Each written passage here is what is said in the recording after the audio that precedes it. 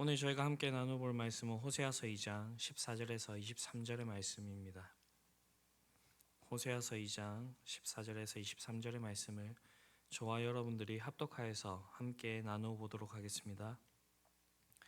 그러므로 보라, 내가 그를 타일러 거친 들로 데리고 가서 말로 위로하고 거기서 비로소 그의 포도원을 그에게 주고 알골 골짜기로 소망의 문을 삼아 주리니 그가 거기서 응대하기를 어렸을 때와 애굽 땅에서 올라오던 날과 같이 하리라. 여호와께서 이르시되 그날에 내가 나를 내 남편이라 일컫고 다시는 내 바알이라 일컫지 아니하리라.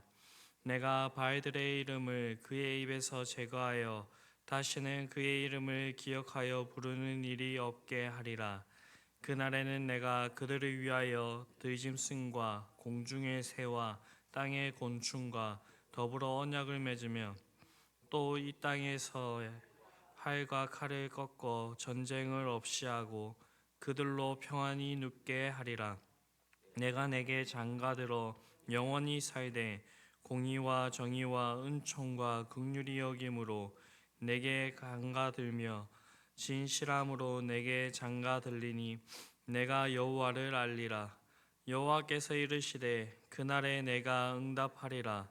나는 하늘에 응답하고 하늘은 땅에 응답하고 땅은 곡식과 포도주와 기름에 응답하고 또 이것들은 이스라엘에 응답하리라. 내가 나를 위하여 그를 이 땅에 심고 긍휼히 여김을 받지 못하였던 자를 긍휼히 여기며 내 백성 아니었던 자에게 향하여 이르기를 너는 내 백성이라 하리니 그들은 이르기를 주는 내 하나님이시라 하리라 하시니라. 아멘. 네, 오늘 본문에서는 하나님께서 자기 백성 이스라엘을 징계하신 후에 다시 회복시키실 것이라는 그런 예언의 말씀을 주시고 있는 내용을 담고 있습니다. 14절을 보게 되면 하나님께서는 이스라엘 백성들을 타일러 거친 들로 데리고 가셔서 말로 그들을 위로하실 것이라 그렇게 말씀하고 있습니다. 여기서 이 거친 들은 원어인 히브리어로 보게 되면 광야라는 의미를 가지고 있습니다. 그렇다면 하나님께서 이스라엘 백성들을 거친 들, 곧 광야로 몰아넣으시는 이유가 무엇일까요? 그것은 앞서 하나님께서 말씀하신 바와 같이 이스라엘 백성들의 범죄함으로 인한 것입니다. 그러나 우리는 이 거친들이라는 표현 전후에 타일러라는 이 표현과 말로 위로하고란 그 표현이 주어지고 있다는 것에 우리는 주목해 보아야 합니다. 이러한 표현들이 담고 있는 의미인 바, 그 거친들이 바로 그들에게 있어서 회복의 장소, 그들이 다시 일어설 수 있는 그런 장소가 될 것이기 때문입니다. 이런 표현은 이스라엘 백성의 과거의 역사와도 깊은 연관성을 가지고 있습니다. 사실 광야는 본래 이스라엘 백성에게 있어서 하나님의 은혜로 애굽에서 해방되어 홍해를 건넌 후 약속의 땅에 들어가기 전의 과정으로 주어진 것입니다. 이곳에서 이스라엘 백성들은 무수한 고난을 겪었습니다. 그러나 하나님과 언약을 맺은 그런 뜻깊은 장소였습니다. 거기서 그들은 자신의 힘으로 아무것도 할 수 없는 상황에서 오직 하나님께서 그들을 입히시고 먹이시는, 그들을 공급하시는 그러한 삶의 누릴 수가 있었습니다. 이스라엘 백성들을 공격하는 많은 그런 위협이 있었지만 그로 인하여서 이들이 멸망하기보다는 도리어 그곳에서 하나님의 인도하심과 완전한 보호를 생생하게 체험했던 그런 장소입니다.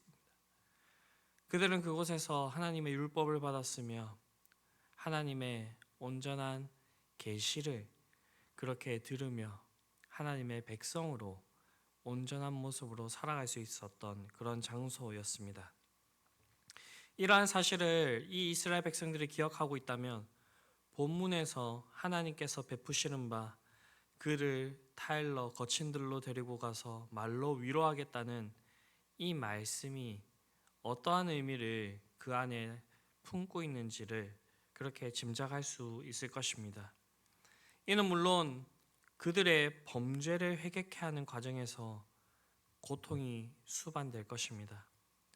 그러나 이 고통은 하나님께서 이 백성을 버리시거나 그들을 멸망케 하기 위하여서 주어지는 그런 고통이 아닙니다. 하나님께서는 그들이 거친 들로 이렇게 나아가서 그곳에서 그들의 잘못된 그런 행실을 벗어버리고 하나님과의 관계를 회복할 뿐만 아니라 그들이 다시 새로운 생명을 얻어서 살아갈 수 있는 그런 토대를 제공하기 위하여서 그들을 거기로 인도하신다라는 것입니다. 사랑하는 성도 여러분, 하나님으로 인하여서 여러분들이 거친 들 광야처럼 척박한 환경으로 내몰린 적이 있습니까? 그때 혹여나 하나님을 원망하시지는 않으셨습니까? 제가 어릴 때 제 친구들은 하나님을 믿지 않기 때문에 아무런 스스럼 없이 잘못된 행동들을 하고 그러한 행동들로 인하여서 저보다 앞서 나갈 때에 하나님 저도 저렇게 좀 살아봤으면 좋겠습니다. 아니 제가 그렇게 살려고 했을 때에 하나님께서 어려움을 주시거나 다른 사람들은 그런 일을 하고도 아주 태평하게 살아가는데 그러한 사실을 원망했던 적이 있었습니다. 그러나 이것이 오히려 하나님께서 우리를 사랑하신다는 증거이고 하나님의 은혜의 장소였음을 시간이 지난 후에 깨닫게 되었습니다. 하나님은 우리를 사랑하시기 때문에 하나님을 향한 그 마음, 우리가 죄악길에 들어서지 않게 하기 위하여서 하나님께서는 우리를 거친 들, 광야와 같은 그런 환경으로 몰아넣으십니다. 우리가 하나님 외에 아무것도 의지할 곳이 없는 그런 상황에서 우리의 잘못된 것들을 돌아보고 회개하며 하나님의 그 세밀한 음성을 듣도록 하기 위하여서 하나님께서는 광야와 같은 그런 거친 들로 우리를 몰아넣으시는 방법을 택하신다라는 것입니다. 여러분들이 그러한 장소에 있다고 한다면 믿음으로 하나님께 반응할 수 있게 되기를 바랍니다. 그렇게 하여서 그 거친들이 오히려 하나님의 사랑과 은혜를 경험할 수 있는 자리, 그 거친들로 인하여서 위로받고 우리가 새로운 삶을 살아갈 수 있는 그러한 전환점이 될 수 있는 그런 일들이 있을 수 있게 되기를 간절히 바랍니다. 우리가 그러한 상황에서 하나님을 의지할 때 전능하신 하나님께서는 악올 골짜기도 소망의 문으로 바꾸어 주실 것입니다. 이어지는 15절의 말씀에 그 내용이 담겨져 있죠. 악올 골짜기로 소망의 문을 삼아 주리니. 성경에서 이 악올이라고 하는 이 말은 괴로움이라는 그런 의미를 가지고 있습니다.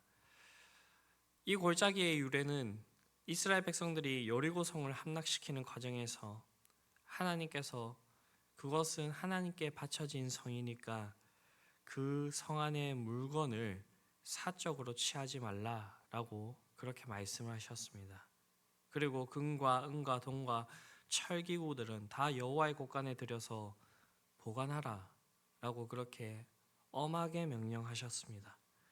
그러나 유다 지파 중에 아간이 이 명령을 어기고 금과 은과 고급 옷을 도둑질하였습니다. 여호수아는 이 사실을 아이성 전투 패배 이후에 알게 되었으며 아간과 그 가족들을 사형에 처하는 벌을 내렸습니다. 그때 여호수아서의 기록을 보게 되면 여호수아가 내가 어찌하여 우리를 괴롭게 하였느냐 여호와께서 오늘 너를 괴롭게 하시리라 하니 온 이스라엘이 그를 돌로 치고 물건들도 돌로 치고 불사르고 그 위에 돌 무더기를 크게 쌓았더니 오늘까지 있더라. 여호와께서 그의 맹렬한 진노를 그치시니 그러므로 그곳 이름을 오늘까지 아골 골짜기라 부르더라. 이 이후에 이 아골 골짜기는 고통과 괴로움, 번뇌의 상징이 되었습니다. 그런데 본문에서 여호와께서는 장차 이스라엘 자손을 회복시키실 것이라는 사실을 그들에게 이 아골 골짜기가 그들의 소망의 문이 될 것이라 라고 하는 그 약속을 주심으로써 그것을 확증해 주고 있습니다. 이 말씀은 그들이 보기에 가장 절망적인 상황일지라도 하나님께서 그들과 함께 하시며 그것을 소망이 가득한 그러한 환경으로 바꾸어 주시겠다라고 말씀하고 있는 것입니다. 이것은 이 인간의 힘으로는 불가능한 그런 일입니다. 더욱이 이러한 예언의 말씀이 이스라엘 백성과 같이 나라를 잃고 이방 땅으로 뿔뿔이 흩어져 살아가는 상황에서는 이러한 말씀 자체가 너무나도 허황된 말씀같이 느껴지는 것입니다. 그러나 그러한 상황 가운데 있을지라도 하나님께서 그 상황 가운데 개입하시면 그 불가능해 보이는 그 상황은 아무것도 아니게 됩니다. 왜냐하면 하나님께서는 온 우주 만물을 창조하시고 다스리고 계시는 만왕의 왕이시며 전능하신 하나님이시기 때문입니다. 그렇기 때문에 이러한 하나님의 말씀이 오히려 절망적인 상황 가운데서 소망을 기대하는 것, 이것이 우리에게 위로가 되는 것이 자연스럽고 당연한 일이 되는 것입니다. 우리는 이러한 사실을 성경에 기록된 하나님께서 자신의 백성들을 위하여서 행해 주신 그 역사들을 통하여서, 그리고 자신의 약속에 신실하신 하나님의 그 모습들을 통하여서 확인해 볼 수가 있습니다. 이스라엘 백성들이 애굽 땅에서 내일의 희망 없이 억압을 당하고 있을 때에 하나님께서는 주권적으로 일하셔서 그 억압의 권세로부터 빼내어 주시고 자유를 허락해 주셨습니다. 이 이스라엘 백성들이 범죄함으로 인하여서 그 나라를 잃게 되고 그 땅에서 더 이상 살 수 없어 바벨론 땅에 포로로 끌려갔을 때에 웃음을 잃어버리고 캄캄한 날들로 그들의 하루하루를 보내고 있을 때에 하나님께서는 주권적인 능력으로 정권이 바뀌게 하셨으며 새로운 통치자 고레스의 마음을 감동시킴으로써 이 이스라엘 백성들이 어려움 없이 그들의 고국으로 돌아가도록 그렇게 역사하셨습니다. 사랑하는 성도 여러분, 혹시 여러분들 중에서 이 아골골짜기와 같은 절망의 늪에 빠져 사시는 분이 있으십니까? 그 어느 누구도 나를 이곳에서 건져줄 수 없고 우리가 이곳에서 소망을 잃은 채로 그렇게 살아가신 분이 계십니까? 그러한 상황 가운데 있을지라도 하나님께서 우리와 함께 하신다면 이 아골골짜기가 소망의 문이 될 것입니다. 이러한 사실들을 기억하시면서 어려운 순간, 힘든 순간, 절망의 순간, 모든 것을 놓아버릴 그런 순간 가운데 주님께 나아가실 수 있게 되기를 바랍니다. 그렇게 할 때에 하나님께서는 권능으로 임하시며 그러한 자리에서 다시 우리를 회복해 하시며 우리를 일으켜 주실 것입니다. 이러한 일들이 이 이스라엘 백성들을 넘어서 오늘날 영적인 하나님의 백성이 된 우리에게 온전히 임하게 될 것입니다. 왜냐하면 하나님의 말씀은, 하나님의 약속은 신실하고 하나님께서 반드시 그것들을 우리들로 하여금 이루실 것이기 때문입니다. 이러한 일들을 우리의 인생 가운데서 경험하시며 그렇게 하나님과 함께 나아가실 수 있는 저와 여러분들이 될 수 있게 되기를 간절히 바랍니다. 기도하시겠습니다.